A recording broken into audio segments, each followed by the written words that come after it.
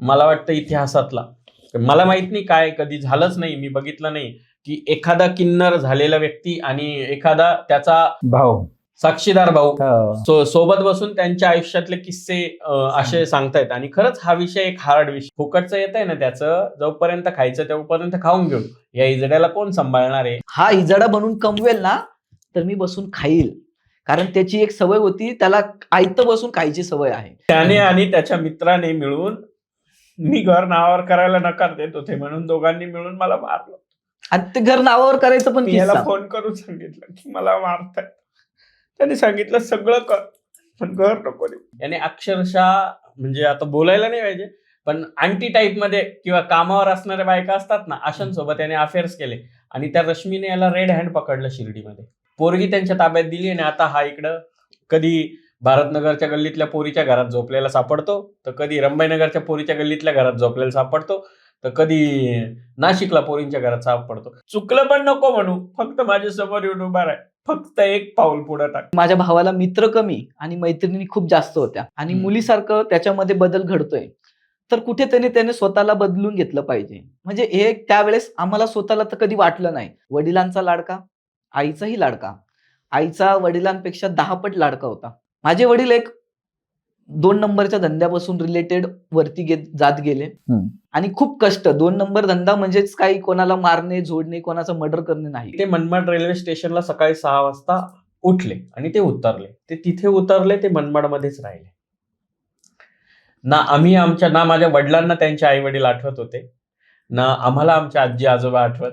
25 जानेवारीला काही घटना घडल्या आईच्या 10व्याच्या दिवशी, आणि तिथून 5व्या-6व्या दिवशी जे रुग्णालयामध्ये वडिलांना एका राजकीय षडयंत्रानुसार, काही लोकांच्या म्हणण्यानुसार. पण 2 नंबरचा म्हणजे काय, की ज्या गोष्टी ब्लॅकने केल्या जातात किंवा ज्या गोष्टी चोरून लपून केल्या जातात, पोलिसांना हप्ता देऊन केल्या जातात, बरोबर, आणि राजकीय आशीर्वादाने केल्या जातात, त्याला 2 नंबरचा धंदा. धंदा.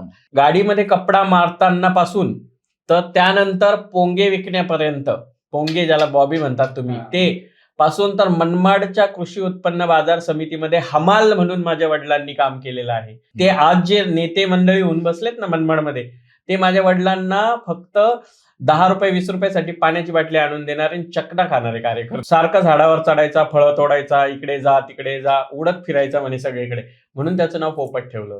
आमच्या घरात पहिल्यांदा जर कोणी शिवी दिली होती ना, तर तो माझा भाऊ होता विकास, ज्याच्याबद्दल मी खूप बोलते की त्याने खूप, म्हणजे तो लहानपणापासून वाया गेलेली केस होता, आणि तो अजूनही वायाच गेलेली केस. मी कधीच साडीवरच आले नसते, सिरियसली. त्याला तू विचारून बघ, मी तोंडावर बसलेला आहे तो.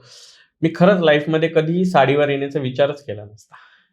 पण या दोघांनी ना माझ्या लाईफमध्ये एवढं वादळ निर्माण करून दिलं ना, एवढं वादळ निर्माण करून दिलं होतं ना.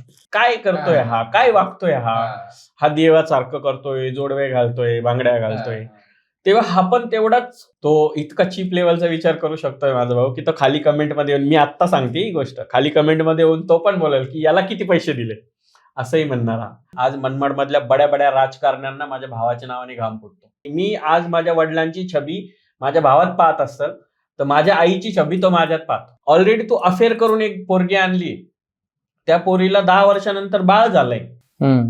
लोक सांगतील माझ्या नवसा कौसानी बाळ झालेलं आहे. बायको मेली तर स्वतःच्या बायकोच्या इलाजाला आणि मौतीला सुद्धा पैसे नव्हते त्याच्या खिशात. सागर पोपट शिंदेला एवढा त्रास दिला का सागर पोपट शिंदेला शेवटी सागर पोपट शिंदे पासून शिवलक्ष्मी बनावं लागलं. एक दिवस तुला पस्तावा येईल म्हणे की तू माझ्यावर विश्वास नाही ठेवला, आणि मला एकाच वर्षात पस्तावा आला होता. बरोबर.